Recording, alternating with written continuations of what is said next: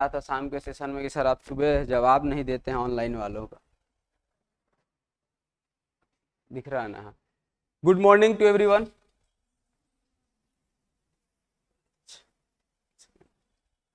कल किसी का पहले हम कल किसी ने कहा था $16 ट्रिलियन। जब मैंने अमेरिका का जीडीपी बताया था तो किसी ने ऑब्जेक्ट किया था, है ना? भाई साहब आप थे, है ना?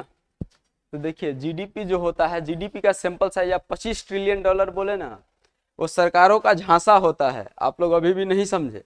जितना सरकार दिखाती है कि जीडीपी ये $25 ट्रिलियन है, आज नेशनल इनकम पढ़ेंगे तो आपको पता चलेगा वो होता नहीं है। उसमें दूसरे देश का इनकम भी जुड़ा रहता है। सिखाएंगे कैसे इवेल्युएट किया जाता है।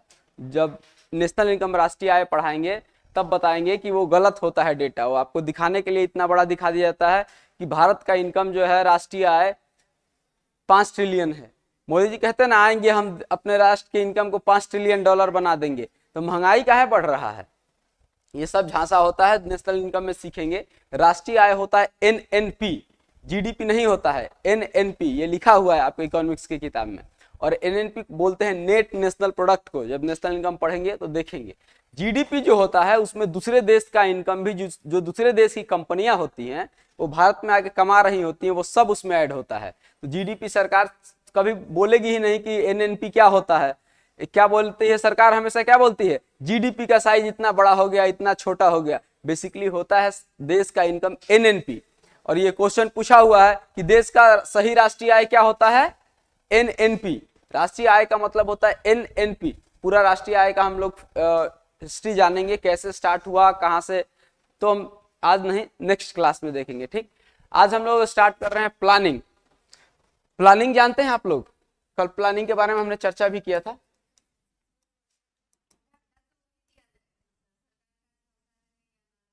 जीडीपी, जीडीपी पूछेगा तब बताएंगे। हम राष्ट्रीय आय की बात करते कर, हम देश की मजबूती की बात कर रहे थे। कौन देश कितना मजबूत है, बात नहीं समझे। हम तो ये कह रहे थे कि अमेरिका सबसे ज्यादा मजबूत है, उसके बाद चाइना मजबूत है, उसके बाद भारत मजबूत है। जीडीपी पूछेगा तो वही डाटा, वो मैं भी लिखवाऊंगा वही डाटा। लेकिन जहां पूछेगा कि राष्ट्रीय आय क्या है, तब वहां आपको क्या बताना है? एनएनपी बताना है। कैसे सरकारें आपको झांसा देके घुमा के जीडीपी दिखाती हैं। अभी उससे भी बड़ा खेल हुआ 2016 के बाद। जब हम आपको बताएंगे तो देखिएगा। 2016 के पहले वस्तु के मार्केट प्राइस पे नेशनल इनकम को कैलकुलेट किया जाता था। मोदी जी को जैसे बदलने की आदत है, मोदी जी आए और आके बोले अब सुनो, वस्तु के मार्केट प्राइस पे नहीं ऐड होगा। 2016 से राष्ट्रीय आय को कॉस्ट प्राइस पे, पहले जो वस्तु बनता था, 10 रुपए का वस्तु बना तो बनने में जितना पैसा लगता था उसी के आधार पर तय होता था कि देश में कितने प्रोडक्ट बन रहे हैं। मोदी जी को बदलने की आदत थी। 2016 में आए और जनवरी से बोले कि अब कॉस्ट प्राइस पे नहीं, मार्केट प्राइस पे, टैक्स लगने के बाद उस वस्तु का जो मूल्य होगा उस पे हम लोग गणना करेंगे। उससे क्या होगा? सैंपल साइज बड़ा हो जाएगा। ये पॉलिसी उन्होंने 2016 के बाद रहा। किसी को इस बात का पता नहीं है। वरना अभी जीडीपी का सही स्कोर देखिएगा ना, माइनस में जा रहा है देश का। जीडीपी अराउंड -8% के आसपास जा रहा है। लेकिन एक कानून बनाया हुआ है 2006 में, FRBM एक्ट 2006। उसमें यह लिखा गया है कि सरकार अपना बजट इस तरीके से पेश नहीं करेगी जीडीपी माइनस में जाए। तो मोदी जी किए क्या? डेटा को थोड़ा सा इधर से उधर कर दिए, कॉस्ट प्राइस को मार्केट प्राइस पे। अब बोलते हैं पता ही नहीं चलेगा, ना डाटा का सर्वे होगा, ना पता चलेगा कि माइनस में है कि प्लस में है। लेकिन सही तरीका से आप समीक्षा कीजिएगा तब आपको पता चलेगा माइनस में जा रहा है अपना जीडीपी, सही तरीके से। लेकिन क्या करना है सरकारों का काम? क्या है? यदि माइनस में नहीं जाता तो 55,000 करोड़ अपने भारत पे, पता है आपको? 55,000 करोड़ रुपया भारत के मतलब इंडिया के सरकार पे ड्यूज है, 55,000 करोड़। खैर इस पे बात करेंगे हम लोग कभी। ये प्री और मेंस का है। आप लोग के काम का जो है वो सिर्फ डेटा है। नॉर्मली हम लोग पढ़ते हुए चलेंगे, लेकिन हाँ रियली आप लोग को अवेयर होना चाहिए, जानना चाहिए क्या होता है, कैसे होता है, ठीक? प्लानिंग के बारे में कितने लोग जानते हैं? योजना, योजना आयोग आपने सुना था? योजना आयोग सुने होंगे। पहले योजना आयोग हुआ करता था, हा? अब नीति आयोग है। अभी पहले योजना आयोग से चलेंगे फिर नीति आयोग तक आएंगे। पहले के भी जान लेंगे क्योंकि हमेशा योजना आयोग से क्वेश्चन पूछता है, पंचवर्षीय योजनाओं से क्वेश्चन पूछता है। ये योजना कहां से लिया गया है, कहां आया है?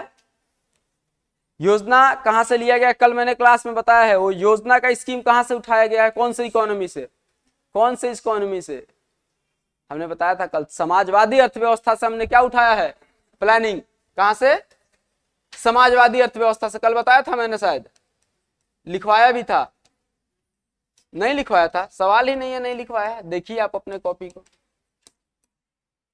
देखिए दो अर्थव्यवस्थाओं को सुन लीजिए 5 मिनट, उसके बाद लिखना स्टार्ट करिए। दो अर्थव्यवस्थाओं के बारे में मैंने कहा था, एक था पूंजीवादी अर्थव्यवस्था और एक था समाजवादी अर्थव्यवस्था। मैंने पूंजीवादी अर्थव्यवस्था में बताया कि एकमात्र ऐसी सरकार वहां क्या होगी जो सिर्फ पूंजीपति डिसाइड करेंगे कि गवर्नमेंट किसकी बनेगी, मूल्य का प्राइस क्या होगा, चाहे जितना प्राइवेट संपत्ति चाहेंगे, एक मर्सिडीज रख लेंगे, 2 फॉर्च्यूनर रख लेंगे, जितना संपत्ति चाहेंगे उतना वो कर लेंगे।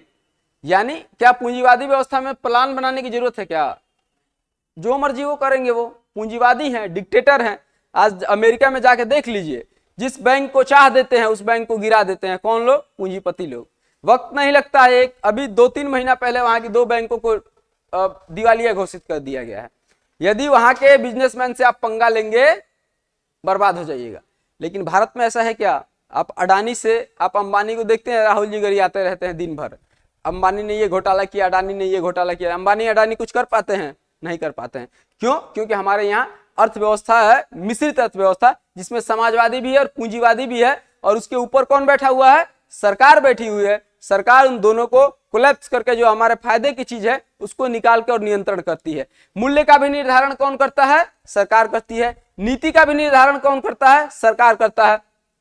इसीलिए समाजवादी अर्थव्यवस्था में सरकार किसका ख्याल रखता है, समाजवादी अर्थव्यवस्था में सरकार किसका ख्याल रखता है, जनता का। तो जब जनता का ख्याल रखने के लिए सरकार क्या करेगी, योजना बनाएगी। योजना बनाकर ये देखेगी कि हमारे गरीब गुरबे जो लोग हैं उनको किस तरीके से हम खींच के आगे लाएं, जो अमीर लोग हैं इसको हम यही रोकें और गरीब लोगों को आगे लाएं, ताकि इन दोनों के बीच की जो दूरी है उसको क्या किया जाए, कम किया जाए। इसीलिए योजना प्लानिंग कमीशन प्लानिंग जो है वो किसका हिस्सा है, समाजवादी अर्थव्यवस्था का। लिखिए, प्लानिंग ऊपर दे दीजिए, योजना लिख लीजिएगा और लिखना स्टार्ट करिएगा।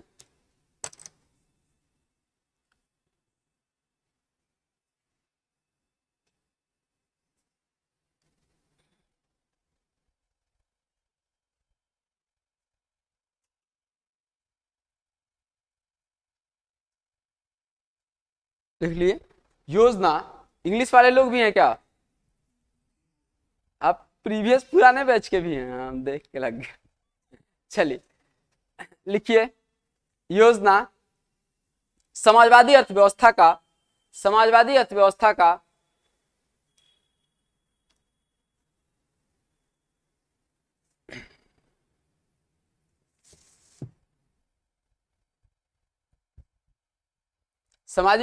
का हिस्सा है, समाजवादी अर्थव्यवस्था का हिस्सा है।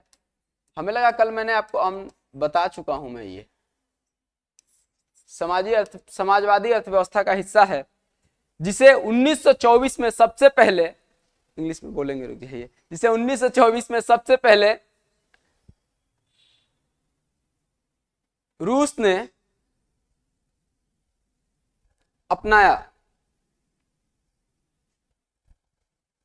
ने अपनाया। अब आपसे ऐसे पूछा जाए कि योजना कौन से देश से इंस्पायर्ड होकर लिया गया है, तो आप क्या बताएंगे, रसिया से, ठीक। या उसमें रसिया के जगह पे ऑप्शन में दे दे अर्थव्यवस्था, समाजवादी अर्थव्यवस्था, मिश्रित अर्थव्यवस्था या साम्यवादी अर्थव्यवस्था, तो क्या मारना है, समाजवादी अर्थव्यवस्था, ठीक। इंग्लिश वाले लोग लिख लेंगे, planning is the feature of socialist economy. Planning is the feature of socialist economy design by Russia from 1924 हो गया। चलिए अब बताइए, जो लोग, आप लोगों का हिस्ट्री तो चल रहा होगा, इतिहास में नहीं चल रहा है अभी, अच्छा, इतिहास में प्लानिंग जैसे शब्द का यूज सबसे पहले भारतीय राष्ट्रीय आंदोलन में किसने किया और कब हुआ, जानते हैं आप लोग, नहीं जानते हैं, किसने, नहीं, दादा भाई नौरोजी ने राष्ट्रीय आय से संबंधित बोला था। हाँ, क्वेश्चन इस पर आया हुआ था आप लोग के टीचर वाले एग्जाम में, 9th 10th में। प्रीवियस ईयर का क्वेश्चन नहीं देखते हैं आप लोग, आया हुआ प्रश्न है ये। राष्ट्रीय आय समिति के बारे में सबसे पहले किसने आवाज उठाया था? जवाहरलाल नेहरू। 1939 की बैठक में जब 38 में कौन थे, 38 में कौन अध्यक्ष थे?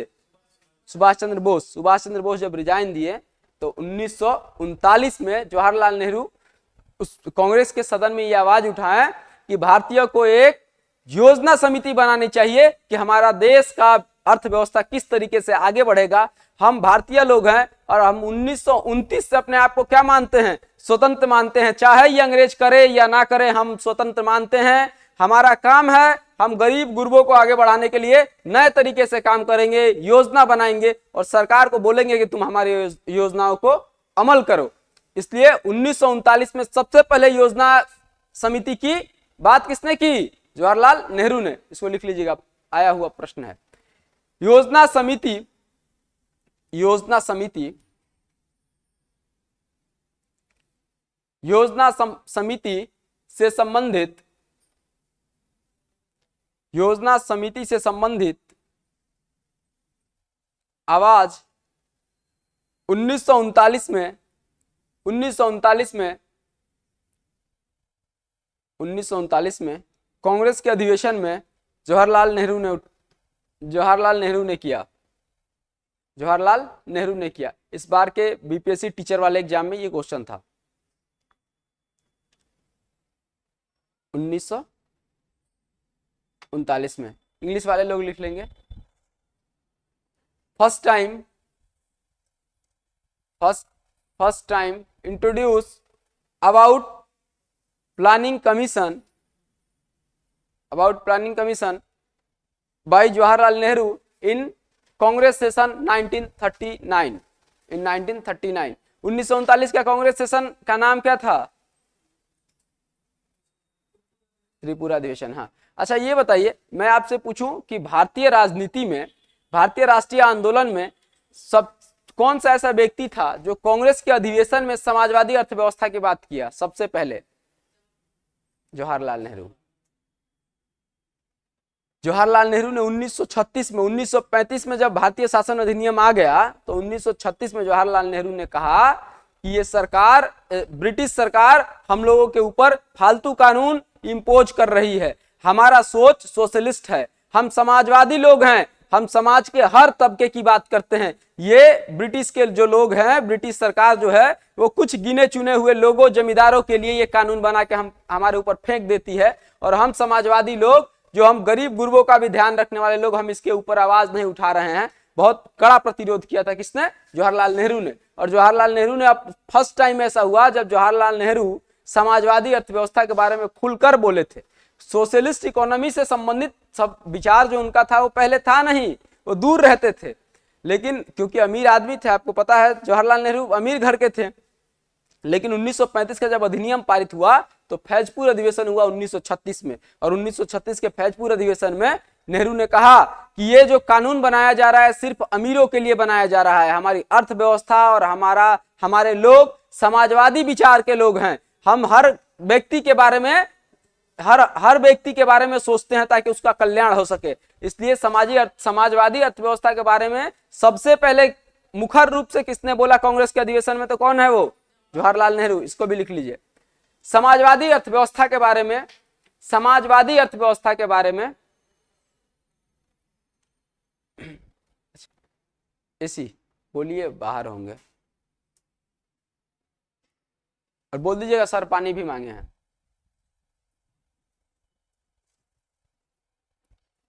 समाजवादी अर्थव्यवस्था के बारे में सबसे पहले मुखर रूप से बोलने वाले पंडित जवाहरलाल नेहरू हैं। जवाहरलाल नेहरू हैं। ये सब फैक्ट्स आपके एग्जाम में ऐसे पूछ देता है।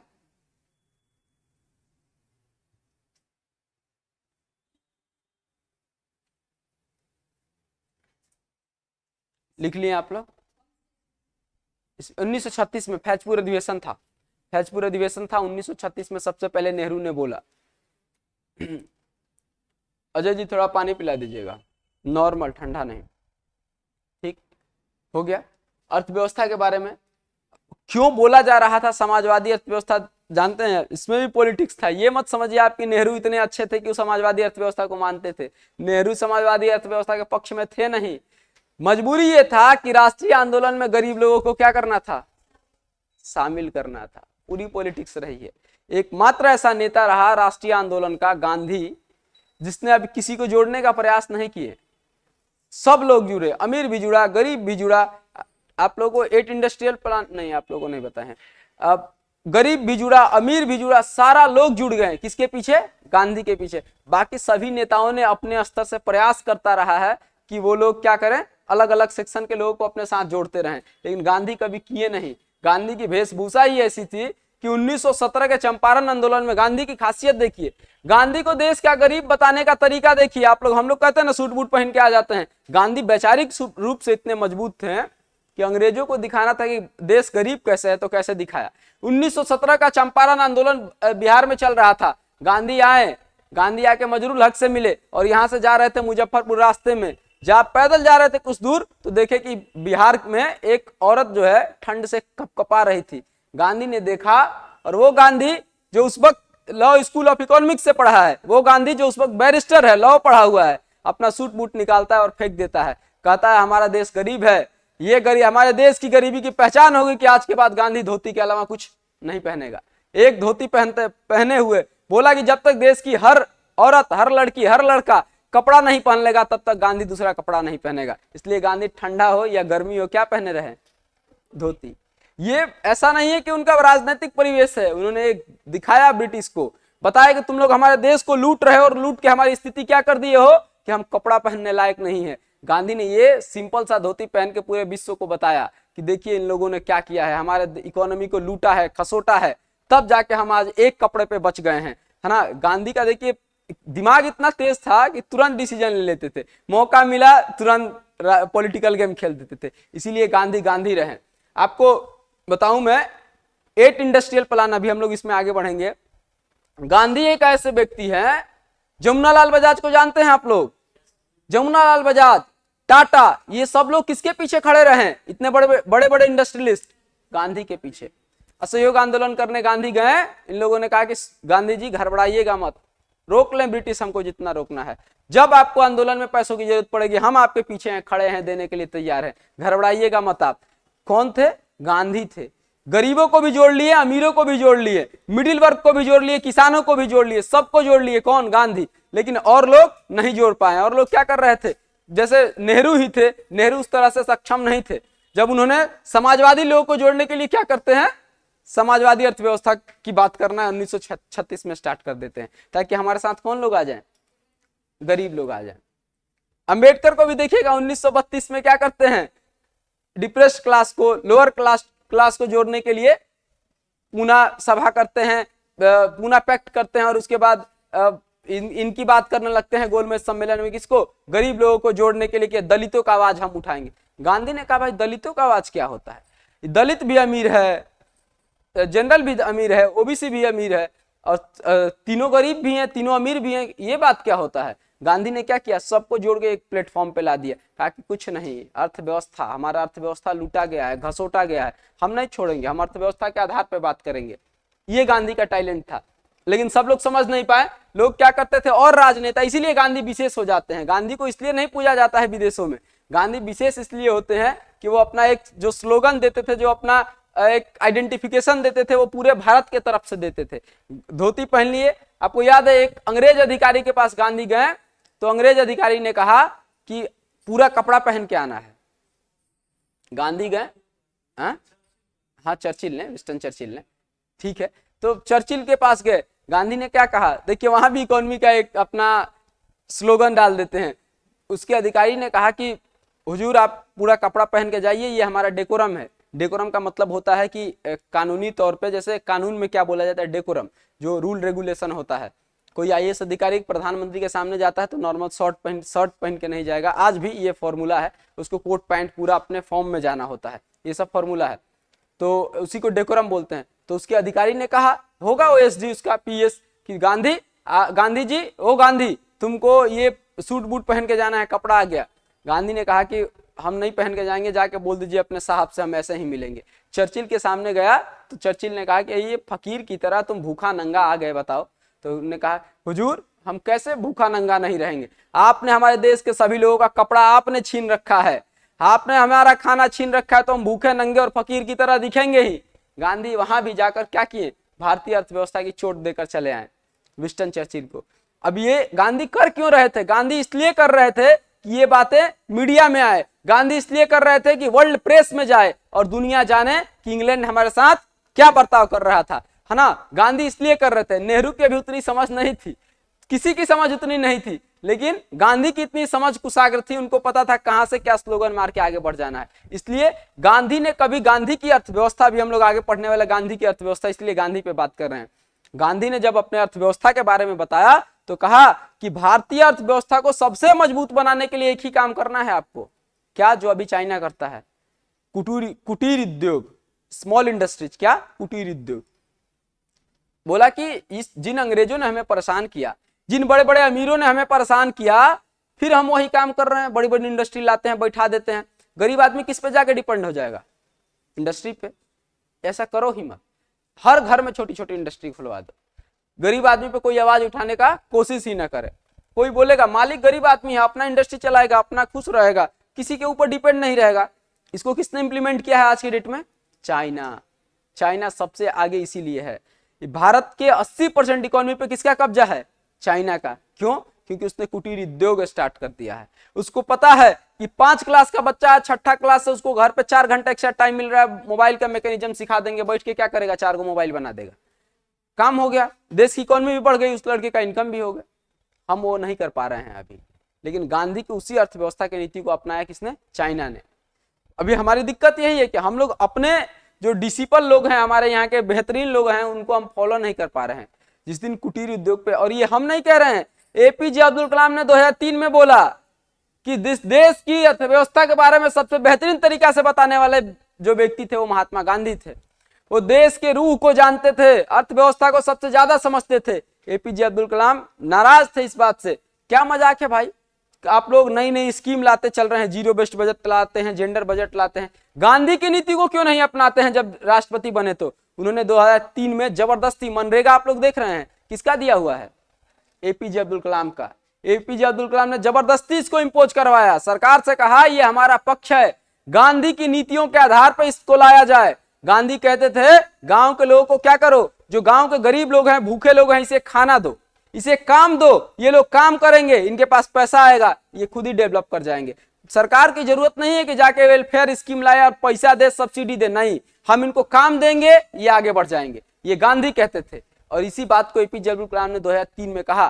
2003 में एपीजे अब्दुल कलाम ने रर्बन करके एक प्लान निकाला, लिखवाएंगे वो सब, रर्बन प्लान। उसमें कहा एपीजे अब्दुल कलाम ने कि अब इसमें नरेगा स्टार्ट क्या हुआ था, मनरेगा नहीं हुआ था, नरेगा नाम से स्टार्ट हुआ था। और नरेगा इसीलिए स्टार्ट किया गया था कि गरीब लोग जो गांव के हैं उनको काम मिले, और वो काम, जब काम मिलेगा, मान लीजिए काम मिलेगा तो उनका मंथली इनकम आएगा, और मंथली इनकम आएगा तो वो क्या करेंगे, उनका भरण पोषण बेहतर तरीके से होगा, बाजार में खरीद बिक्री करेंगे। गांधी भी यही बात कहते थे, एपीजे अब्दुल कलाम ने भी वही बात कहा। और देखिए सरकारें आई या गई, मनरेगा अभी तक खत्म हुआ है, नहीं हुआ है, कभी खत्म भी नहीं होगा। गांधी समझते थे। लेकिन सारा ओवरऑल मामला यह है कि लोग पॉलिटिकल गेम के लिए, सरकारें पॉलिटिकल फायदा के लिए अपनी चीजें करती हैं, जरूरत की चीजें नहीं करती हैं। नहीं तो देश की इकोनॉमी का ये हाल नहीं होता।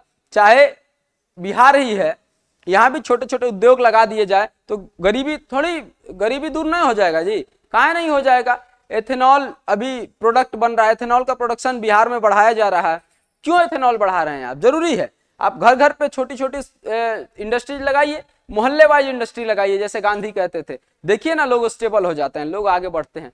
लेकिन बात यह है कि सरकार को उससे कोई फायदा नहीं है। सरकार जानती है कि हम लगा देंगे, लोग के पास पैसा आएगा, उनके बच्चे अच्छे तरीके से पढ़ने लग जाएंगे, फिर लोगों को रियलिटी जानना पता चल जाएगा कि 3.5 ट्रिलियन डॉलर हम जीडीपी की बात जो कर रहे हैं, फरेब है, झूठ है, ये सब नौटंकी है, ये होता ना है, बहुत कम है। एनएनपी होता है देश का राष्ट्रीय आय। ये विदेशी कंपनियां आती हैं, हमारे यहाँ इन्वेस्ट करती हैं, उसको जीडीपी में जोड़ लेते हैं। वो इन्वेस्ट करती हैं तो हमारे यहाँ खर्च करेंगी जी, वो लेके कहाँ चली जाती हैं, अपने देश में। ये सब बच्चे जान जाएंगे, और जब बच्चे जान जाएंगे तो वोट किसको करेंगे, जानबे करते हैं। चलिए अब आइए हम लोग काम पे आते हैं। लगातार हमने सोचा कि आपको एक सिनॉप्सिस दे दे, समझा दे। प्लानिंग योजना आयोग कब स्टार्ट हुआ? 1924 में विश्व में स्टार्ट हुआ। 1939 में कौन बात करता है इसके बारे में? जवाहरलाल नेहरू। प्रश्न आता है राष्ट्रीय आय समिति की सबसे पहले अध्यक्षता किसने की? किसने की? जवाहरलाल नेहरू ने। पूछा हुआ प्रश्न है 1939 में। ठीक, उसके बाद प्लानिंग, जब देश आजाद हुआ 1947 में, तो 1947 में देश आजाद होने के पहले 1935 के बाद अंग्रेजों ने ये एक्सेप्ट कर लिया था कि अब देश को, हम समझ रहे हैं कि भारत को आजाद करना पड़ेगा। उसी वक्त से नेहरू ने 1939 में ये कहा कि हमें योजना समिति बनाना होगा अपना भारत का, और अपने अर्थव्यवस्था को नया प्रारूप देने का काम स्टार्ट करना होगा। तो नेहरू ने कहा कि देश के जितने विद्वान लोग हैं, हम आप लोगों को ये छूट देते हैं कि आप लोग जाइए अपने अपने तरीके से प्लान बनाइए कि देश को किस तरीके से नया आयाम दिया जाए ताकि देश आगे बढ़े। तो उसके बाद जो ज्ञानी विद्वान लोग थे, उन लोगों ने अपने अपने तरीके से कुछ प्लान दिए सरकार को कि सर हम इस प्लान पे काम करना चाहते हैं, जब देश आजाद हुआ तो इस प्लान पे काम करना चाहते हैं, ये प्लान बेहतर है। उन तीनों चारों प्लान को देखेंगे, लिख लेंगे। 4 प्लान है मुख्य तौर पर, लिख लीजिएगा ऊपर। सबसे पहले भारत में मुख्य तौर पर आजादी के पहले 4 तरह के प्लान दिए गए। आजादी के पहले 4 तरह के प्लान दिए गए।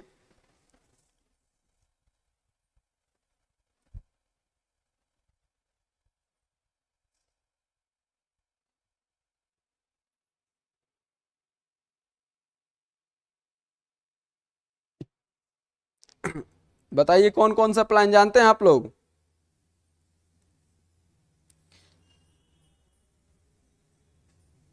सबसे पहले दिया गया किसका plan?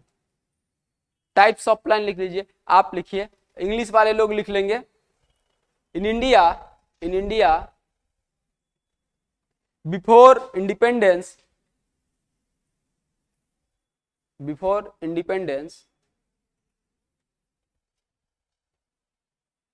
we will discuss 4 type of plans. We will discuss 4 types of plan. लिख लीजिए पहला प्लान। अब आइए, हो गया। अब इमोशनल के साथ साथ ये इकोनॉमी एक ऐसा सब्जेक्ट है जहां इमोशन का कोई इज्जत नहीं होता। इकोनॉमी, यहां देखिए, जो 8 लोग बड़े बड़े बिजनेसमैन थे देश में, गांधी के पीछे खड़े रहने वाले, जो जब गांधी आंदोलन करते थे कहते थे सुनिए घबराइए मत, पैसे की बात है, हम है ना। उन लोगों ने कहा कि सबसे पहले किसकी बात होगी? हमारी बात होगी। सबसे ज्यादा राष्ट्रीय आंदोलन में पैसा किसने लगाया है? हमने लगाया है। तो इन 8 लोगों ने मिलकर एक प्लान बनाया जिसको हम लोग कहते हैं टाटा बिरला प्लान। लिखिए टाटा बिरला प्लान। समझ गए? अमीर लोग लास्ट में घूम फिर के आ ही जाते हैं अपने पे। 8 लोग मिलकर एक प्लान बनाते हैं जिसको कहते हैं टाटा बिरला प्लान।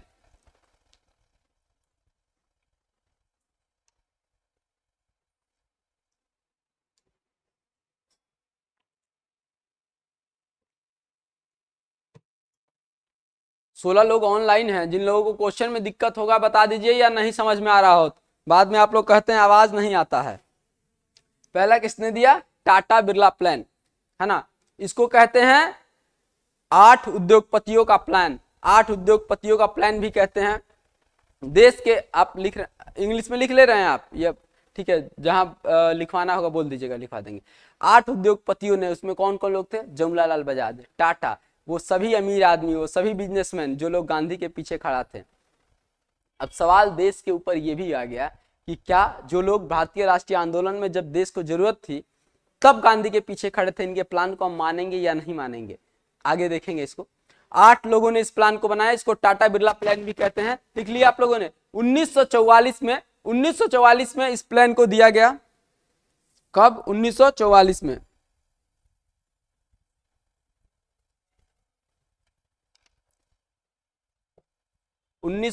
में इस प्लान को दिया गया। इसको क्या कहते हैं? बॉम्बे प्लान। इसको बॉम्बे प्लान के नाम से भी जानते हैं। ठीक, 1944 में दिया गया। यही है भाई, इसी का नाम 2-3 है। बॉम्बे प्लान कहते हैं, 8 उद्योगपतियों का प्लान कहते हैं, इसी को कहते हैं टाटा बिरला प्लान। 3-4 नामों से इसको जानते हैं। लिख लीजिए। अब मैं आप लोगों से पूछूं कि ये प्लान किस पे आधारित होगा, बनाया था अमीरों ने, किस तरह का प्लान होगा, कौन सी नीतियों से प्रेरित प्लान होगा, ये कौन सी अर्थव्यवस्था से, बताइए सभी लोग। पूंजीवादी होगा या समाजवादी होगा, बताइए। पूंजीवादी होगा। हमने क्यों पहले ही क्यों बताया कि उद्योगपति लोग लास्ट में आके अपने ही फेवर में बात करते हैं। इतना कुछ होने के बाद ये किसकी बात कर रहे थे, पूंजीवादी अर्थव्यवस्था के बारे में। और हमने आपको बताया था जब देश आजाद हुआ तो क्या अपने देश में पूंजीवादी कोई प्लान सक्सेस हो सकता था, नहीं। क्यों नहीं हो सकता, क्योंकि यहाँ सबसे अधिक गरीब लोग थे और पूंजीवादी अर्थव्यवस्था में गरीब गुरबों का कोई ख्याल नहीं रखा जाता है। तो लिख लीजिएगा, यह प्लान पूंजीवादी अर्थव्यवस्था पे आधारित प्लान था। This plan is based on capitalist economy. Capitalist economy, चाहे कुछ भी हो जाए बिजनेसमैन लोग लास्ट में आ जाते हैं अपने आप पे ही। पूंजीवादी अर्थव्यवस्था पे आधारित प्लान था। जो बॉम्बे प्लान था वो कैसा प्लान था, capitalist.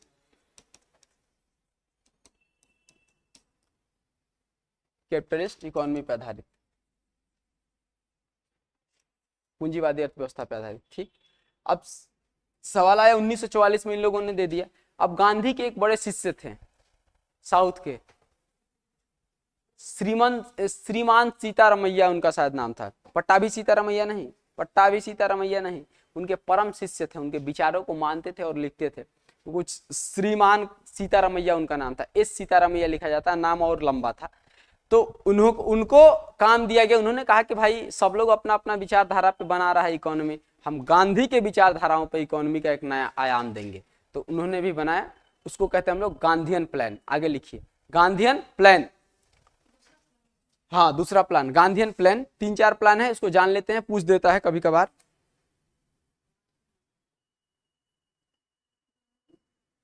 Gandhian plan, Gandhian plan, Gandhian plan Hindi में भी गांधीयन प्लान पूछ देता है, उसको भी लिख देते हैं। ये क्या अगला, गांधीयन प्लान हिंदी में लिख देते हैं, रुकिए, हिंदी वाले लोग याद आए ना, गांधीयन प्लान। अब बताइए किसने दिया। अब गांधीयन प्लान तो मत बोल दीजिएगा पढ़ते कि गांधी जी ने दिया। श्रीमन नारायणन ऐसे लिखिएगा, श्रीमन सीतारमैया नारायणन नाम था, श्रीमन सीतारमैया नारायणन इनका पूरा नाम था, श्रीमन सीतारमैया नारायणन। ये साउथ के थे, बहुत बड़का नाम था, ये तो अभी शॉर्ट है, इनका नाम इससे भी बड़ा था, सीतारमैया नारायणन, ऐसे रमैया नारायणन नाम था, नारायणन, और भी इनका नाम बड़का था, नारायणन ऐसा नाम था। साउथ के लोगों का नाम बड़ा होता है, लास्ट में याद रखना है, नारायणन नहीं भूलना है, शुरू में श्री नहीं भूलना है, ये दोनों रहेगा, बीच में गायब कर देता है, क्वेश्चन नहीं पूछता है, इतना बड़ा नाम नहीं देता है। ये सीतारमैया नहीं थे, वो पट्टाभी सीतारमैया नहीं थे, ये साउथ के थे, एक श्रीमंत सीतारमैया नारायणन इनका पूरा नाम था। ये गांधी के बहुत अच्छे विद्यार्थी थे। गांधी के विद्यार्थी डिसिपल बोला जाता है फिलोसफी में, जब आप किसी के विचारधारा को पूर्ण रूप से मानते हैं तो उसको डिसिपल बोला जाता है, शिष्य की तरह।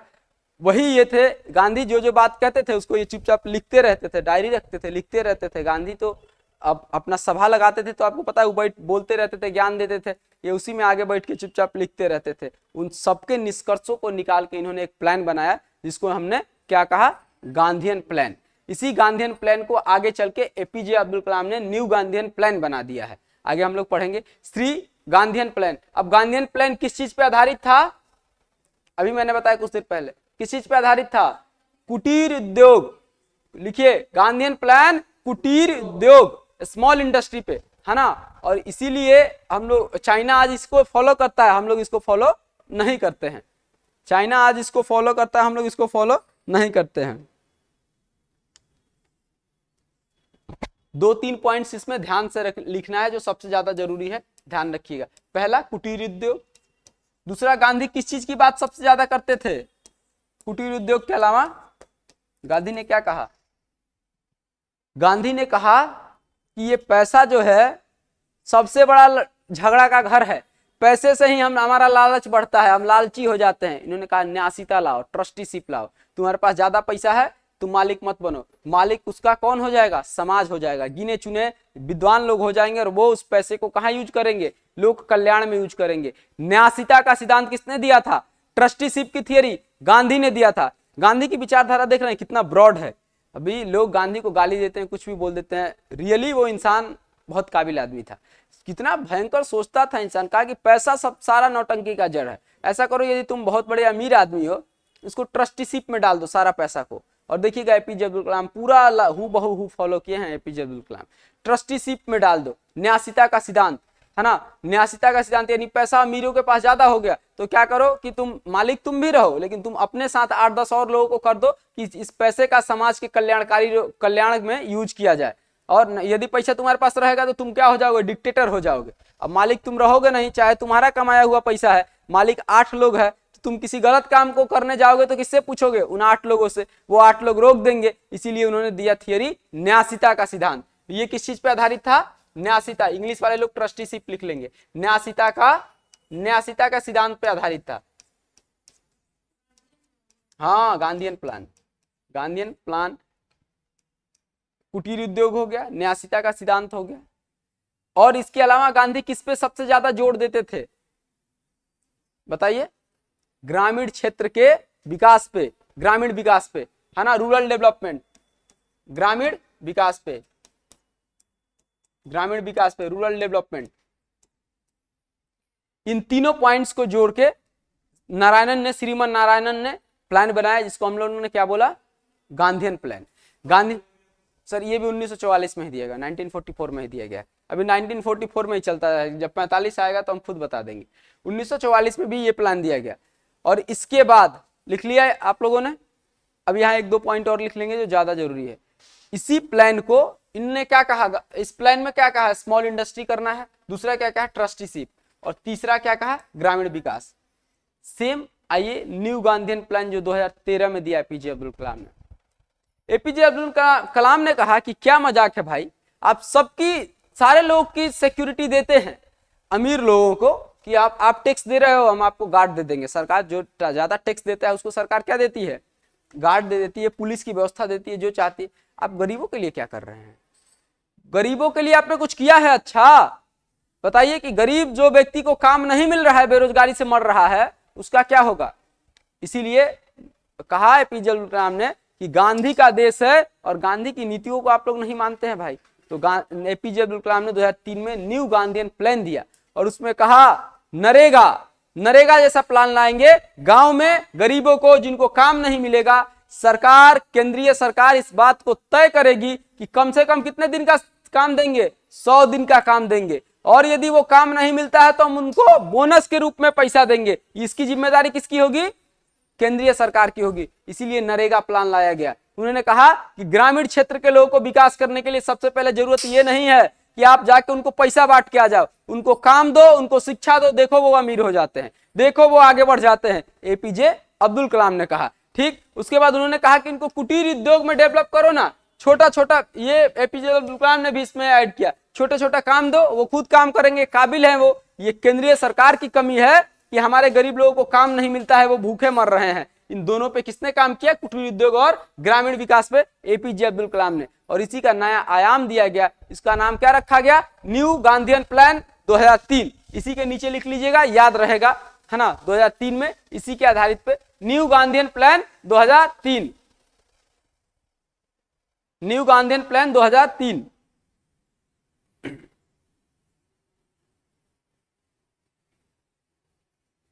कब दिया गया, 2003। हाँ, किसने दिया,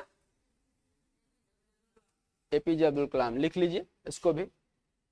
न्यू गांधीयन प्लान किस चीज पे आधारित था, कुटीर उद्योग, ग्रामीण विकास, दोनों लिख लीजिएगा। अब एपीजे अब्दुल कलाम ने, हमें लगता है अपने जीवन में गांधी के हर बात को फॉलो किया है। एपीजे अब्दुल कलाम की जब मृत्यु हुई तो देखा गया उनका जो सैलरी था वो जानते हैं किसको दे दिया, स्कूल के छोटे बच्चों को। पहले ही ट्रस्टीशिप करके जा चुके थे। ऐसे विद्वान लोग हैं। आज के डेट में हम लोग तो 1 करोड़ मिल जाए तो तुरंत लपट के पकड़ के ये प्रॉपर्टी ले लो, वो प्रॉपर्टी ले लो। हाँ भाई, देखिए कितना महान व्यक्ति थे ये। न्यू गांधीयन प्लान किस 2003 में किसने दिया, एपीजे अब्दुल कलाम। एपीजे अब्दुल कलाम ने उस वक्त एक थियरी दिया, अब्दुल कलाम। इसमें एक इंपॉर्टेंट बात क्या बोला, उनने कहा कि इस देश में 2 तरह के लोग हैं, एक ये और एक ये। एक वो लोग हैं जो अर्बन वाले लोग हैं, अर्बन शब्द वहीं से आया अर्बन, और एक वो लोग हैं जो कहाँ के हैं, ग्रामीण। इनको हिंदी में क्या कहते हैं, रूरल। कहा कि क्या इनको जीने का अधिकार है और इनको जीने का अधिकार नहीं है। लोग कहां से कहां मूव कर रहे हैं, लोग अपने काम के लिए कहां से कहां जाते हैं, गांव से शहर की तरफ।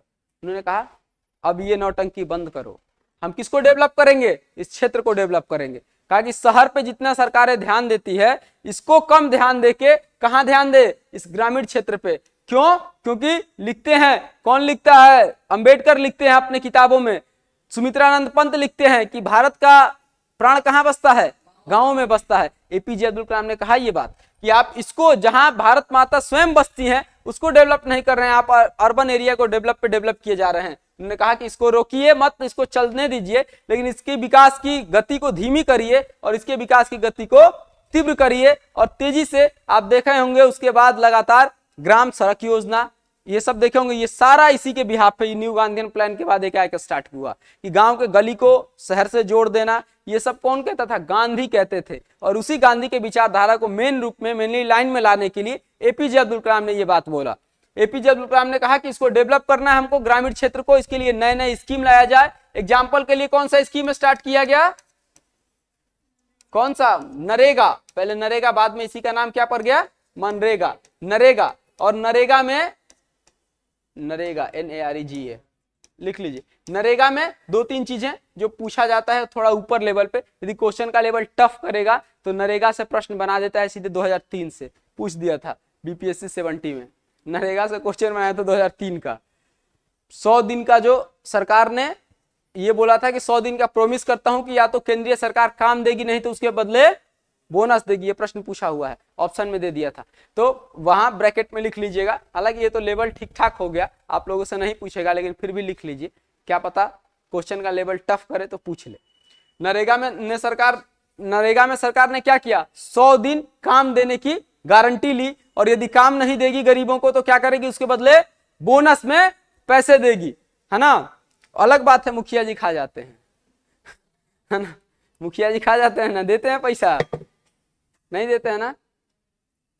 कमेंट पूरा दिखाइए, कल बच्चे कमेंट कर रहे थे कि सर आप सुबह कमेंट नहीं देखते हैं, कुछ कमेंट नहीं ना है, ठीक हो गया। नरेगा स्टार्ट किया, ग्राम सड़क योजना, ये सब जितने योजनाएं हैं ये सब किसके बिहाफ पे स्टार्ट हुआ, इसी के बिहाफ पे, ग्रामीण क्षेत्र को डेवलप करने के आधार पे। लिख लीजिए इसको। अच्छा, एक और बात कि आप लोग कॉपी में लिखने से ज्यादा जानते हैं क्या, पिक्टोग्राफी करिए। दिमाग का एक आदत होता है, पिक्टोग्राफी को तुरंत वो देख के याद कर लेता है। ये लिखिएगा ना लाइन बाई लाइन, वो नहीं करेगा, पिक्टोग्राफी याद कर लेता। जैसे हम क्यों ऐसे लिखते हैं, पिक्टोग्राफी से। दूसरा बात कि आप लोगों को लगता है हम लोग यूपीएससी मेंस देने जाते हैं, बीपीएससी मेंस देने जाते हैं तो सब रटा हुआ याद रहता है, झूठ बात है। हम लोग इसी पिक्टोग्राफी से दिमाग में याद कर लेते हैं। कुछ पढ़ रहे हैं, उसके बगल में एक छोटा सा स्टिक पेपर लेंगे, पिक्टोग्राफी कर लेते हैं। इसका मतलब ये गोल यहाँ ऐसे एरो खींच के ये, एरो खींच के ये, बस मोटे मोटे टॉपिक दिमाग पे फोटो की तरह चिपक गया। अब हम लोग को पढ़ के वो चीज स्मरण में आ जाता है, याद हो जाता है। जब हम लोग को लिखना होता है तो वो फोटो याद आ जाता है, फिर हम लोग पूरा मेंस लिख लेते हैं। इसी तरह आप लोग भी क्या करिए, पिक्टोग्राफी करिए। पिक्टोग्राफी से जल्दी याद होता है। दिमाग को फोटो अच्छा लगता है या शब्द अच्छा लगता है, ठीक, तो उसी के हिसाब से आप लोग तैयार करिए। काहे IIT लोग टॉप करता है, सबको आदत हो जाता है इंजीनियरिंग में ऐसे पिक्टोग्राफी कर करके पढ़ने के लिए। इसीलिए वो सब क्या करता है, जब एग्जाम इधर पढ़ने आता है वो लगता है सब पिक्टोग्राफी तरीके से पढ़ना है, सब निकाल लेता है। दिमाग पिक्टोग्राफी को जल्दी खींचता है। और आप लोग टीचर बनने के बाद बच्चों को भी सिखाइएगा कि पिक्टोग्राफी के तरीके से पढ़ें, बेहतर होगा उनके भविष्य के लिए, है ना। अरे निगेटिव नहीं रहना है, जरूर बनिएगा। आ रहा है 1 लाख वैकेंसी। आइए अगला, क्या कह रहे हैं, इतना टेंशन मत लीजिए, बनेगा नहीं बनेगा, बस मेहनत करिए, अपने काम पे लगे रहिए। सरकार का जो काम है वो अपना कर रहा है, आप अपना काम करते रहिए। चलिए अगला, एक और प्लान दिया एक बहुत ही भारतीय राजनीति के बेहतर व्यक्ति जिसका नाम है सर्वोदय प्लान। सर्वोदय प्लान लिखिए अगला सर्वोदय प्लान, सॉरी हाँ तीसरा होगा सर्वोदय प्लान।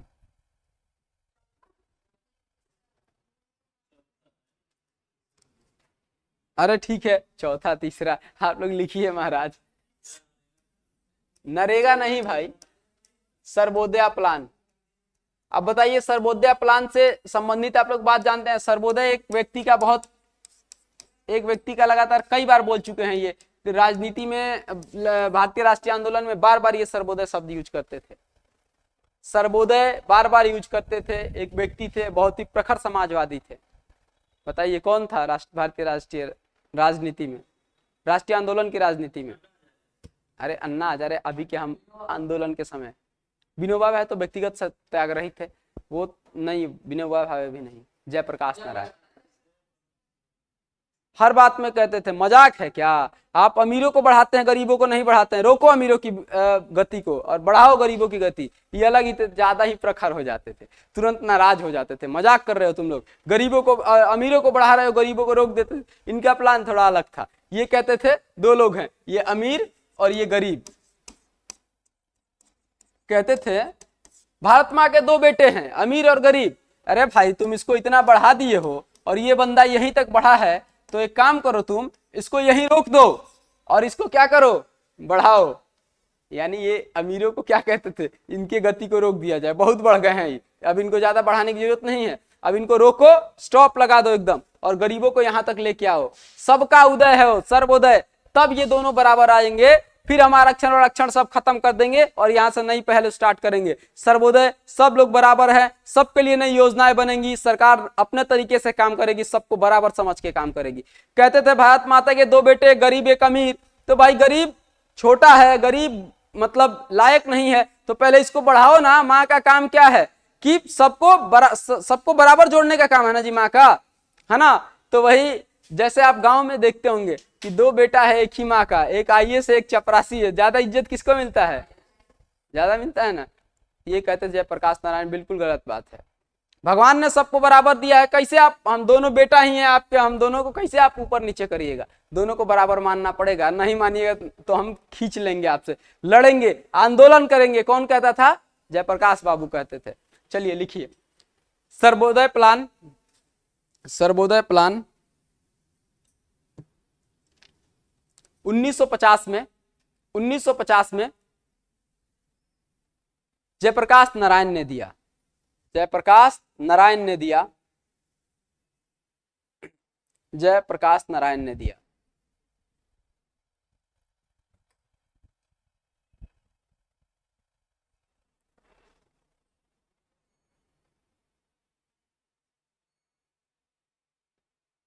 जयप्रकाश नारायण ने दिया, हो गया। किस चीज पे आधारित था सर्वोदय प्लान, सोचिए दिमाग से थोड़ा। किसकी बात करते थे जयप्रकाश नारायण, कंप्लीट डेमोक्रेसी। कहते थे पूर्ण लोकतंत्र होना चाहिए, हम भी बराबर हैं तुम भी बराबर हो, चाहे गरीब हो या अमीर, दोनों लोग क्या हैं, बराबर हैं, इसमें कोई नौटंकी नहीं चलेगा। अमीरों के गति को रोकना है, गरीबों को बढ़ाना है। यह प्लान पूर्ण लोकतंत्र पे आधारित है, यह प्लान पूर्ण लोकतंत्र पे आधारित है। This plan is based on complete democracy. This plan is based on complete democracy. और ये शब्द पहले भी बोल चुके हैं। पूर्ण लोकतंत्र की मांग किसने की थी, जयप्रकाश नारायण ने। उन्होंने लोग पूर्ण स्वराज्य की बात की थी। पूर्ण लोकतंत्र की मांग जवाहरलाल नेहरू ने की थी, सॉरी ये जयप्रकाश नारायण ने की थी, ध्यान रखिएगा। हिस्ट्री का भी क्वेश्चन है, ये भी आपका काम हो जाएगा, दोनों तरफ से। हो गया, लिख लिया आप लोगों ने। सर्वोदय प्लान 1950 में दिया था किसने, जयप्रकाश नारायण ने। जयप्रकाश नारायण को आप लोग जानते हैं समाजवादी थे। जयप्रकाश नारायण के साथ साथ और इनके कौन कौन शिष्य थे, लोहिया को जानते हैं आप लोग, राम मनोहर लोहिया। दिनकर को जानते हैं आप लोग, रामधारी सिंह दिनकर यहीं के हैं बेगूसराय। देखिए दिनकर भी सोशलिस्ट थे, जयप्रकाश नारायण भी सोशलिस्ट थे और लोहिया भी सोशलिस्ट थे। लेकिन संजोग जानते हैं आप लोग, भारतीय राजनीति इतना मतलब बेहतर हुआ, अभी के समय को छोड़ दीजिए तो पहले को देखिएगा, तो विचारों का संकलन है यहाँ।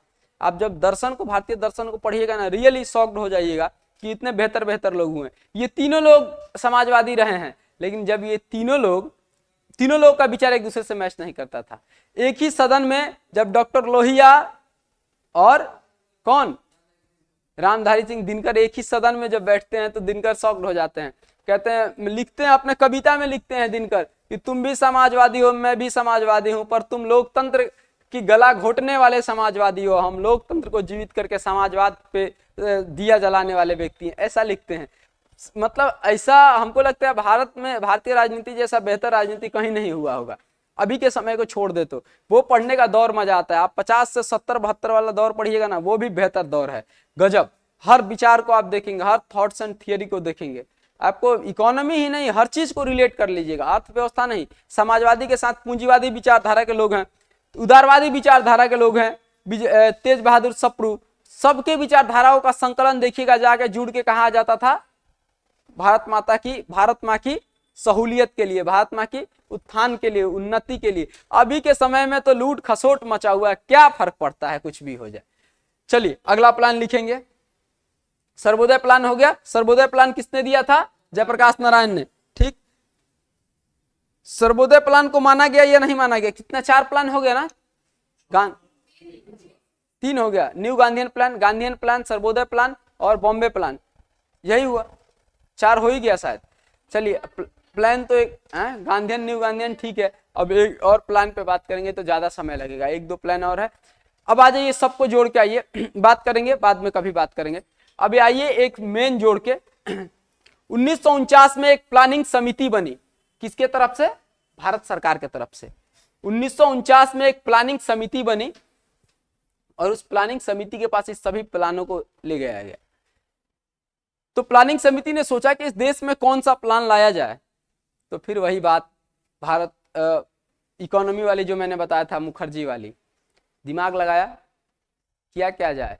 तो विदेश के इकोनॉमिस्ट थे, भारत के लोग तो भारत के लोग हैं, चालाक हैं, उनको आप 4 तरह का थाली दीजिएगा तो ही नहीं कहेंगे हम ये थाली खाएंगे कि खोल के दिखाओ सारा थाली को, और जो अच्छा अच्छा है वो सब निकाल के रख लेंगे, कहेंगे अब ले जाओ, हम चारों में से अच्छा अच्छा निकाल के रख के, वही इकोनॉमी वाली जो फिलोसफी कल बताया था, समाजवादी भी पूंजीवादी भी, जो अच्छा अच्छा था वो हम क्या किया, हमने निकाल लिया, जो खराब था वो छोड़ दिया। ऐसा ही इसमें भी किया गया, सबको जोड़ के जो अच्छा अच्छा काम था वो निकाल लिया गया। कहा गया भाई, अब सवाल ये भी आ जाता था कि यदि इंडस्ट्री वाले लोग थे, 8 बॉम्बे प्लान देने वाले 8 इंडस्ट्रियलिस्ट थे, उनकी बात नहीं मानिएगा तो अन्याय है भाई। पूरे राष्ट्रीय आंदोलन में पीछे खड़े रहे गांधी के, पैसा देने में एक बार नहीं सोचा। जहां आंदोलन में पैसों की जरूरत पड़ती थी, कौन खड़ा होते थे? वही 8 लोग खड़ा होते थे। तो सोचा संविधान सभा ने, राष्ट्रीय आय समिति ने सोचा, और उसके साथ साथ प्लानिंग समिति ने सोचा कि यदि हम इनकी अवहेलना करते हैं, तौहीन करते हैं, तो हमारे लिए गलत बात है। हम लोग जो हैं भारतीय परंपरा में है, दुश्मन को भी स्वीकार करते हैं, और ये तो हमारे अपने हैं, हम इनको भी नहीं। फिर सवाल ये आया, फिर गांधी की विचारधारा को कैसे हम मना कर देंगे कि नहीं मानेंगे? गांधी की विचारधारा को मना करने का मतलब है कि आप क्या कर रहे हैं? जनता के विश्वास का गला घोंट रहे हैं। जनता किस पे विश्वास करती थी? गांधी पे। एक लाठी लेके बंदा चल देता था, पूरा भारत की जनता 1942 में भारत छोड़ो आंदोलन में पीछे चली गई। क्यों? क्योंकि गांधी थे। और किसी के कारण गई जी? किसी के कारण नहीं गई। 1942 में गांधी के कारण गई। ये कहा कि गांधी के विचारधारा को तोड़ना भी गलत बात है, तो गांधीयन प्लान को भी छोड़ दिया गया। चलिए, सर्वोदय प्लान, जयप्रकाश नारायण की बात आई। अब जयप्रकाश नारायण इसमें रूड हो जाते हैं, कहते हैं अमीरों की गति को रोको। फिर जो इंडस्ट्रियलिस्ट है, हम गरीब भी तो देश है, उनकी भी तो जरूरत है, पैसे वाले लोग को भी तो जरूरत है कि टैक्स आए। हमने क्या कहा था? गरीब भी लोग ज्यादा थे और सरकार के केंद्र में, सरकार के खजाना में पैसा भी कम है। उन्होंने कहा इनको भी मनाना है, इनकी नीति को नहीं मानेंगे। तो राष्ट्रीय प्लानिंग समिति ने कहा ऐसा करते हैं, सारा नौटंकी को करते हैं खत्म, सब में जो अच्छा अच्छा है उसको उठा के एक नया प्लान बना देते हैं, और उसका नाम क्या रख देते हैं? पंचवर्षीय योजना। लिखिएगा, राष्ट्रीय प्लानिंग समिति पहले दे दीजिएगा, राष्ट्रीय प्लानिंग समिति ऊपर, राष्ट्रीय प्लानिंग समिति। राष्ट्रीय प्लानिंग समिति ने किया क्या, ऐसे लिख लीजिएगा। पहला कौन सा प्लान था? पहला कौन सा प्लान लिखवाया था? बॉम्बे प्लान, ऐसे बॉक्स बना के। दूसरा गांधीयन प्लान, तीसरा न्यू गांधीयन को इन तीनों को काट दिया और क्या किया, Gandhian plan, new Gandhian plan.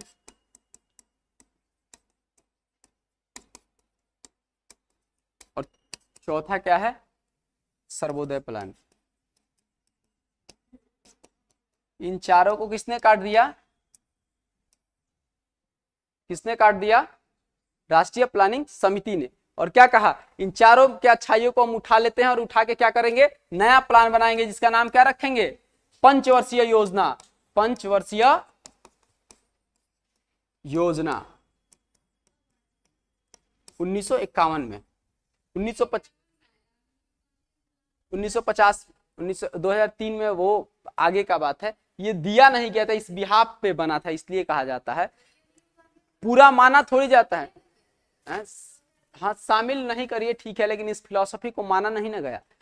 आप न्यू गांधीयन प्लान का हवाला देते हुए पीजे अब्दुल कलाम कहते हैं कि ये नया प्लान है, इसका नाम न्यू गांधीयन प्लान है नहीं, इसका नाम है रर्बन प्लान, इसका नाम रर्बन प्लान है, जो भारत, सुनिए ना, अरे आप बात तो सुनिए, ये प्लान शामिल नहीं हुआ था, इसकी फिलॉसफी हमने बताई थी, इसको कहते हैं रर्बन प्लान, उन्होंने फिलॉसफी बनाया था। एक बात बताइए, पंचवर्षीय योजना चल रहा है या न्यू गांधीयन प्लान योजना चल रहा है, चल तो पंचवर्षीय योजना चल रहा था, लेकिन पंचवर्षीय योजना में ही एपीजे अब्दुल कलाम के कहने पे हमने क्या किया, न्यू गांधीयन प्लान की कुछ फिलॉसफी को ऐड कर लिया, नरेगा जैसे स्कीम स्टार्ट कर दिया।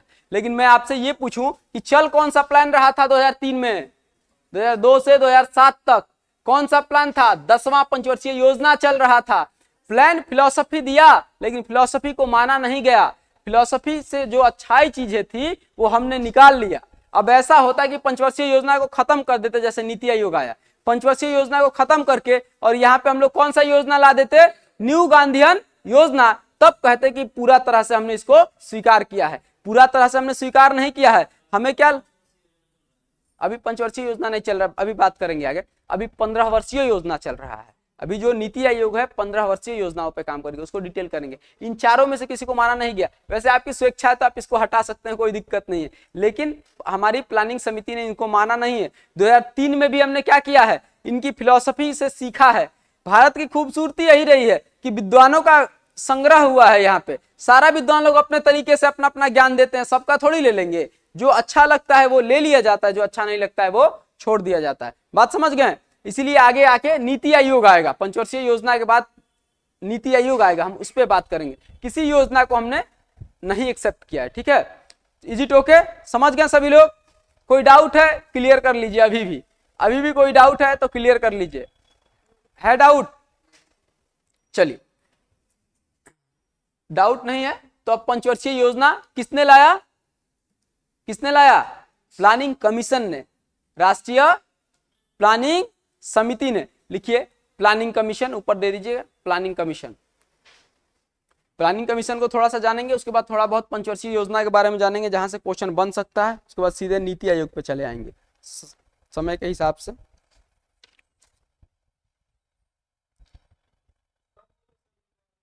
उन्नीस में ही स्टार्ट किया गया, पहला तो 1951 से लेके कब तक चला है, लेट क्यों आ रहे हैं भाई, इकोनॉमिक्स वाले आप लोग नहीं है क्या, है इकोनॉमिक्स, अच्छा कितने लोगों के एग्जाम में इकोनॉमिक्स नहीं है, आपके एग्जाम में नहीं है इकोनॉमिक्स वाले, कम लोग, जीएस रहेगा, जीएस जीएस तो रहेगा ही, जीएस कहाँ जाने वाला है, जीएस तो जाने वाला नहीं है, हाँ जीएस जाने वाला, इसीलिए मोटे तौर पे जिनका सिर्फ इकोनॉमिक्स पीजीटी के लिए है उनका अलग क्लास चलेगा, उनका अलग क्लास चलने वाला है।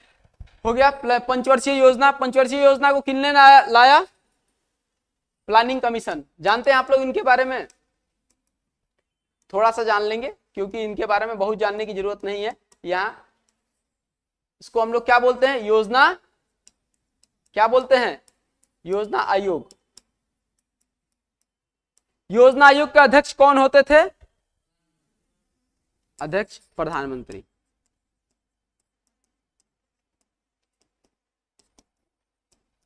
उपाध्यक्ष इसके होते थे कौन, उपाध्यक्ष कौन होते थे, सरकार के चुने हुए सीनियर आईएएस ऑफिसर होते थे, उपाध्यक्ष होते थे, अर्थशास्त्री भी होते थे, अध्यक्ष प्रधानमंत्री होते थे। अब थोड़ा सा हम लोग जान लेंगे कि नीति आयोग क्यों आया, प्लानिंग कमीशन क्यों काम कर रहा था। अच्छा उसके अलावा जो पंचवर्षीय योजनाएं हैं 12, उसका नोट्स आपके ग्रुप में भिजवा देंगे, लिखवाएंगे, टाइम किल होगा, उसको आप लोग एक बार पढ़ लीजिएगा। कौन कौन सा इंपॉर्टेंट है बता देते हैं। पहला पंचवर्षीय योजना, दूसरा पंचवर्षीय योजना, 7वां पंचवर्षीय योजना, 9वां पंचवर्षीय योजना और 11वां पंचवर्षीय योजना। इन्हीं चारों पांचों से प्रश्न बनता है, इसके अलावा प्रश्न नहीं बनता है।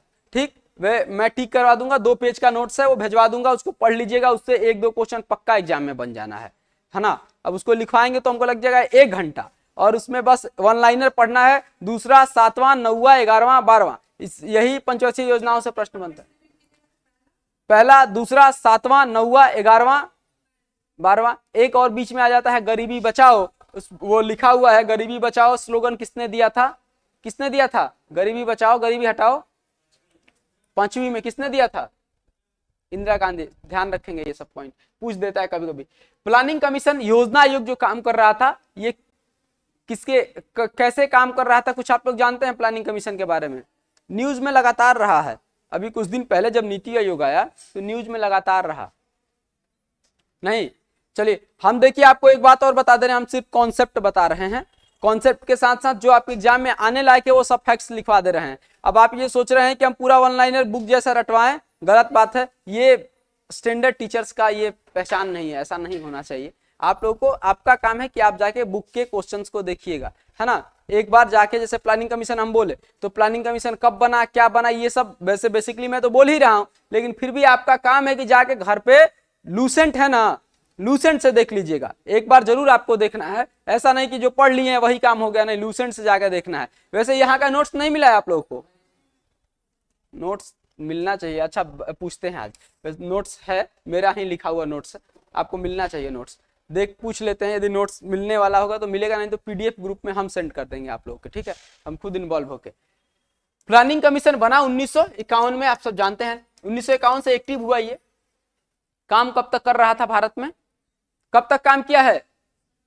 2017 तक। याद, इतना तो आप लोग को याद रहना चाहिए, कब तक? 17 तक। अब मैं आपसे पूछूं कि नीति आयोग कब आया? नीति आयोग कब आया? हाँ, क्या गया भाई? नीति आयोग आया 2015 में, योजना आयोग काम कर रहा है 2017 तक, कैसे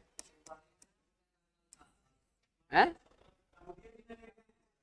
कार्यकाल था, बताइए क्यों, ऐसा क्यों हुआ कि 2015 में आया, इस काम 2017 तक? कभी सोचे नहीं आप लोग?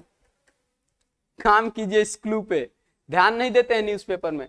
2015 में नीति आयोग को लाया गया, और इस 12वीं पंचवर्षीय योजना का कार्यकाल कब से कब तक था? 2012 से 17 तक। ध्यान रखिएगा, 12वीं पंचवर्षीय योजना जो अंतिम में चल रही थी, इसका काम कहां से कहां तक था? 12 से 17। अब बताओ आप कि 2012 से 17 तक, ये बीच में हमने नीति आयोग क्यों ला दिया? और उसके बाद नीति आयोग में जानते हैं पहला लाइन क्या लिखा है? NITI Aayog replaced planning commission. NITI Aayog ने प्लानिंग कमीशन को रिप्लेस कर दिया। अरे भाई, जब तुम रिप्लेस कर दिए तो कैसे काम कर रहा है 2015 से 17 तक? ये 2 साल का गैप कैसे पूरा होगा? समझ रहे हैं बात? ध्यान रखिए। नहीं, ये आप मोदी जी का पुराना गेम रहा है कि हम ला देते हैं बिल चुनाव के पहले, और 2000 अभी क्या कर रहे हैं कि डेलीगेशन कमेटी बनेगी तब जाके महिला आरक्षण बिल 2026 के बाद लागू होगा, कह रहे हैं ना। यही उनका प्रपोजल था। उनके एक बड़े खास व्यक्ति हैं, एक इकोनॉमिस्ट, विवेक देवराय, जानते हैं, न्यूज में बड़े रहते हैं, विवेक देवराय नीति आयोग के आर्थिक सलाहकार भी हैं। 2014 में जब मोदी जी आए तो विवेक देवराय से कहें कुछ ऐसा किया जाए जो अलग हो, नाम अलग हो, पहचान अलग हो, सब चीज अलग हो, तो उसका काम भी अलग हो। हालांकि ये काम ठीक है, इस बात को मानते हैं। तो मोदी जी को विवेक देवराय ने कहा ऐसा करिए सर, कांग्रेस ने बनाया सबसे पहले इस कमिटी को, प्लानिंग कमीशन को, पहले इसी को डिस्ट्रॉय करिए और इसके जगह पे एक नया प्लान ला दीजिए। क्या? नीति आयोग। उन्होंने कहा भाई क्या कहेंगे जनता के सामने, क्यों लाए हैं? तब इन्होंने एक पॉलिसी दिया, कहा कि देखिए हम कहेंगे जनता के सामने ये कि कांग्रेस क्या करती थी, कांग्रेस में प्लानिंग कमीशन है ना, यानी योजना आयोग लिख देते हैं छोटा सा, दोनों में अंतर क्या था, क्यों लाया गया, ये बता रहे हैं। योजना आयोग और ये क्या है? नीति आयोग। यही है ना, नीति आयोग।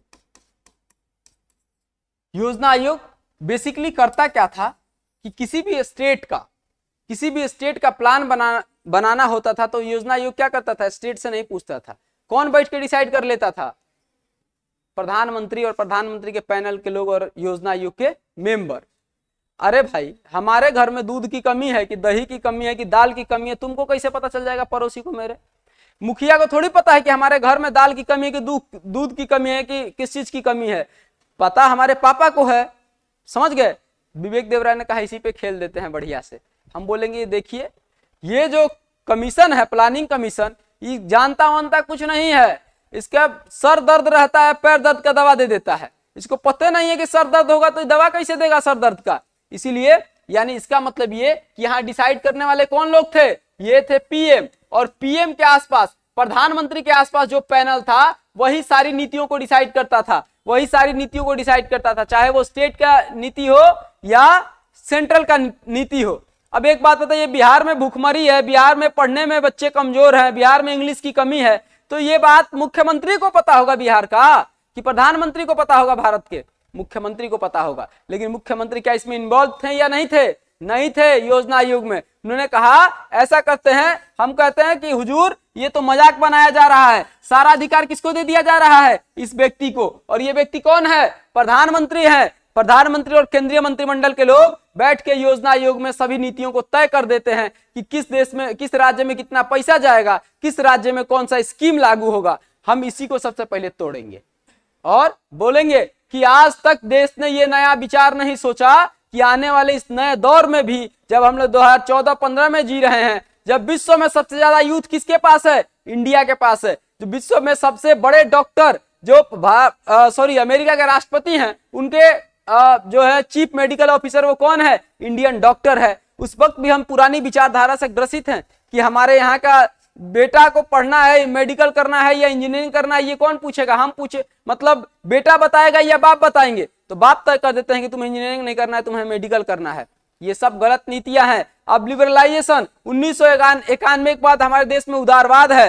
हर मुख्यमंत्री को ये अधिकार है कि वो आके ये बताए कि हमारे राज्य के लिए कौन सी नीति आवश्यक है। इसलिए ये सारा हवाला देते हुए हम क्या कर देंगे? इसको खत्म कर देंगे। और ये इसको क्या कहते थे? केंद्रीकरण, यानी सेंट्रलाइज्ड था। ये किस नीति पे काम करता था? केंद्रीयकरण। इसका सारा डिसीजन कहां चला जाता था? केंद्र में। अब हम लाएंगे नीति आयोग, जिसमें सभी स्टेट के फाइनेंस कमीशन को मेंबर बनाएंगे, सभी स्टेट के मुख्यमंत्री को बुलाएंगे और उनसे पूछेंगे बताइए आपके स्टेट की कमी क्या है, उसी के हिसाब से नीति को बनाया जाए। समझ गए? इसीलिए योजना आयोग को क्या किया गया? डिस्ट्रॉय कर दिया गया। कब? 2015 में। और 2015 में नई कमीशन बनी जिसका नाम हमने क्या रखा? नीति आयोग, है ना? नीति आयोग रखा। और नीति आयोग में हमने क्या किया? नीति आयोग में इसके अपोजिट किया। इसमें प्रधानमंत्री अध्यक्ष होते थे, केंद्रीय मंत्रिमंडल के लोग होते थे, आर्थिक सलाहकार प्रधानमंत्री के आसपास होते थे। एक नया पैनल बना, इसको हम लोगों ने नीति आयोग बोला। कब बना बताइए? 1 जनवरी 2015। लिखिए इसको, 1 जनवरी 2015। 1 जनवरी 2015।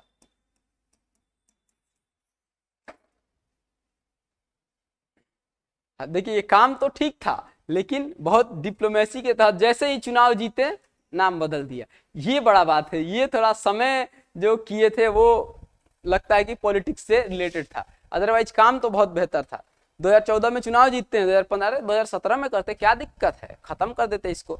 तो मोदी जी 2015 में तुरंत नीति आयोग का बिल लाए, पास कराएं, बोले सुनो आज से ये खत्म योजना आयोग। तो लोगों ने और नेताओं ने कहा कि भाई पुराना जो टारगेट किया गया कर, हम मना थोड़ी कर रहे हैं, आप लोग जो टारगेट तय कर लिए हैं 2012 से 17 तक करिए ना, हम इसको मना थोड़ी कर रहे हैं। आपने टारगेट पूरा कर लिए, टारगेट पूरा कर लीजिएगा 17 के बाद, उसके बाद हमारा नीति आयोग काम करना स्टार्ट करेगा। लेकिन हम इस कमीशन को यहीं डिस्ट्रॉय करते हैं।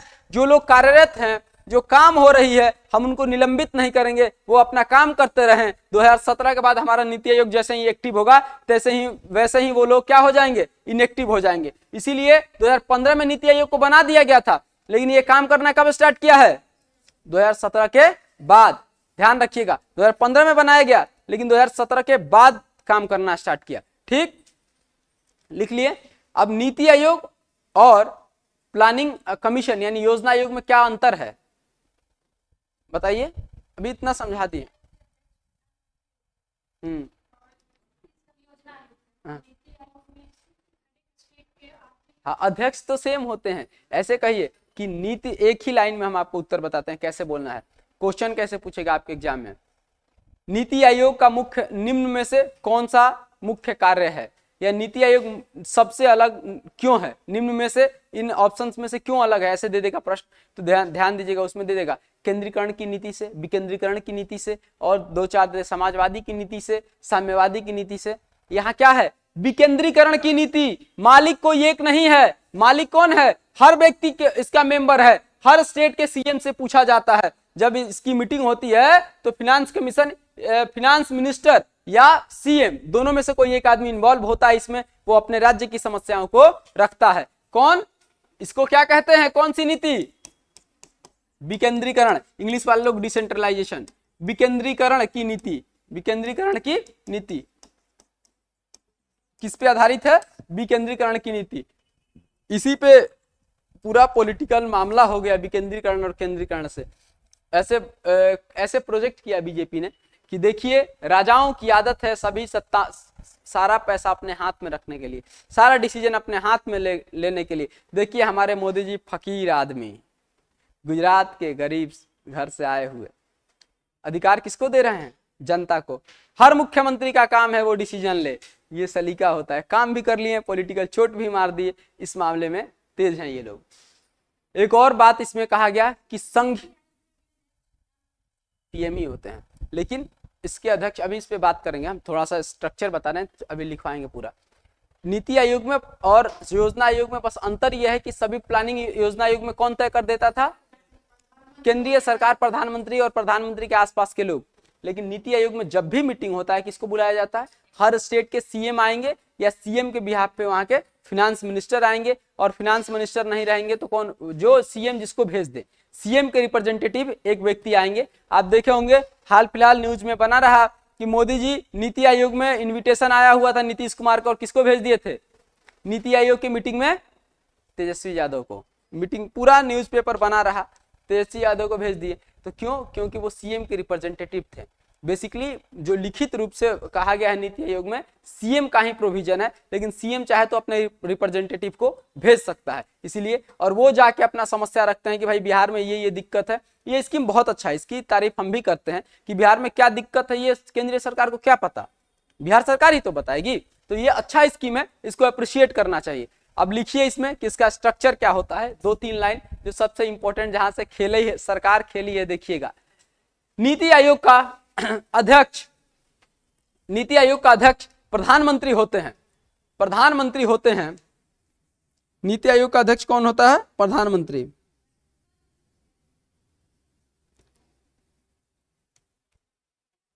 प्रधानमंत्री होते हैं, अगला लाइन, लेकिन इसकी उत्तरदायित्व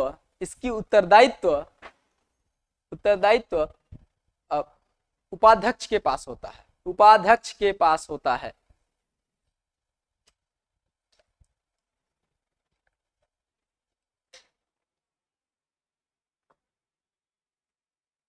सर आप जो लिखते हैं थोड़ा 2 बार बोलिएगा, 2 बार तो बोल ही रहे हैं, इतना आराम से बोल रहे। देखिए इसको समझे नहीं आप लोग, अच्छा काम होगा तो क्रेडिट किसको जाएगा, प्रधानमंत्री को, और गड़बड़ होगा, खेल गए मोदी जी यहीं पे, समझे ही नहीं।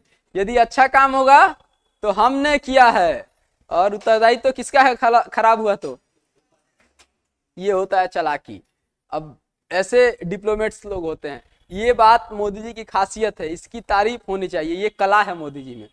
लोग हाँ उपाध्यक्ष होते हैं, इकोनॉमिस्ट हो जाएंगे या सीनियर आईएएस को बनाया जाता है। सबसे पहले तो राजीव कुमार थे, राजस्थान कैडर के सीनियर आईएएस, अभी नाम नहीं याद आ रहा है, बैथुनिया करके, हाँ सुमन बेरी, सही बोले, अभी है सुमन बेरी, सुमन बेरी नाम है ना, सुमन बेरी, ये भी शायद 1986 बैच के आईएएस है, सुमन बेरी। लिखिए अभी उपाध्यक्ष कौन है, लिख लीजिए, प्रश्न पूछा जा सकता है करंट अफेयर्स में। सुमन बेरी, सुमन बेरी अभी उपाध्यक्ष कौन है, अभी सुमन बेरी, लिख लीजिएगा। चालाकी देख रहे हैं, किसको बनाया, अध्यक्ष हम हैं, लेकिन यदि गलती काम हुआ तो उत्तरदायित्व तो किसके पास जाएगा, उपाध्यक्ष के पास जाएगा। और उपाध्यक्ष सारा उत्तरदायित्व तो किसके पास जाएगा, उपाध्यक्ष के पास। अब मैं आपसे पूछूं, किसका अध्यक्ष, यानी कार्यकाल नहीं, इनकी योजनाओं का कार्यकाल अभी बात करेंगे, डिटेल बात करेंगे, काहे घर बढ़ा रही हैं, पूरा डिटेल बात करेंगे। 15 वर्षीय होता है पूरा, इसका स्कीम है। इसके अलावा क्या नीति आयोग के बारे में संविधान में लिखित है या नहीं है? लिखिए अगला लाइन, संविधान में नीति आयोग से संबंधित कोई प्रावधान नहीं है, कोई प्रावधान नहीं है, लिख लीजिए।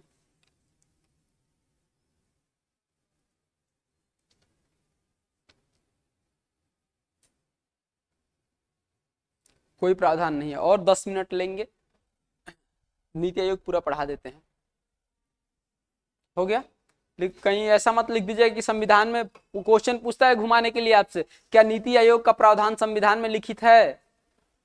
नहीं, ये सांविधिक है, इसको बोलते हैं स्टैट्यूटरी बॉडी। स्टैट्यूटरी बॉडी का मतलब ये होता है कि सरकार अब बनाए हुए कानून के आधार पर किसी ऑर्गेनाइजेशन को बना देती है, उसको क्या कहते हैं? स्टैट्यूटरी बॉडी या सांविधिक निकाय।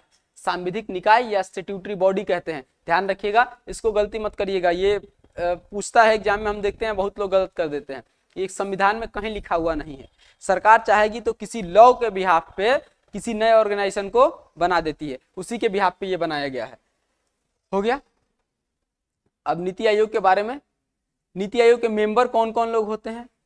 नीति आयोग का अध्यक्ष, एक अध्यक्ष होते हैं और एक उपाध्यक्ष होते हैं, ये तो पता है आपको। 5 लिख लीजिएगा, सदस्य लिख लीजिएगा, नीति आयोग का सदस्य, उसके नीचे लिख लीजिएगा, ये इंपॉर्टेंट है, 3-4 पॉइंट।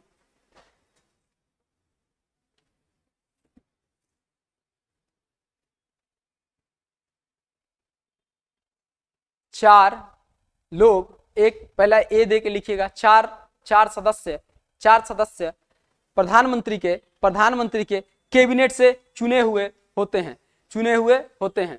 प्रधानमंत्री जिसको चाहेंगे उसको बनाएंगे, ये प्रधानमंत्री के हाथ का पावर है। 4 सदस्य जिसको चाहेंगे उसको बनाएंगे, है ना। प्रधानमंत्री के कैबिनेट से चुने हुए होते हैं। इसका अधिकार प्रधानमंत्री के पास निहित है। ये किसको बनाएंगे किसको नहीं, खास तौर पे इस पे वित्त मंत्री, रक्षा मंत्री होते हैं, लेकिन ये प्रधानमंत्री के हाथ में होता है, जिसको मर्जी वो अपने कैबिनेट से 4 लोगों को बनाएंगे। अगला बी लिखिएगा, बी, अधिकतम 4 सदस्य गेस्ट को क्या बोलते हैं हिंदी में? अतिथि सदस्य के रूप में होते हैं। अधिकतम 4 सदस्य अतिथि सदस्य के रूप में होते हैं।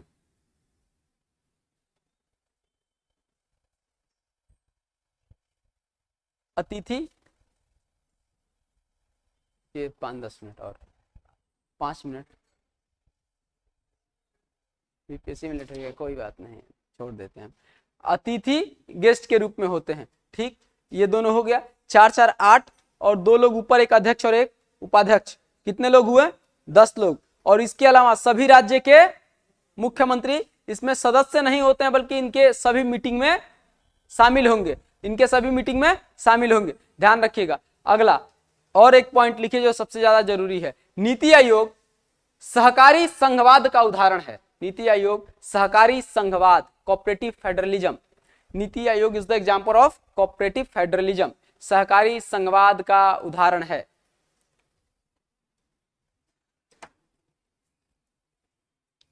ये प्रधानमंत्री जी ने लाल किला के प्राचीर से ये शब्द बोला था, इसलिए इंपॉर्टेंट है, पूछता है।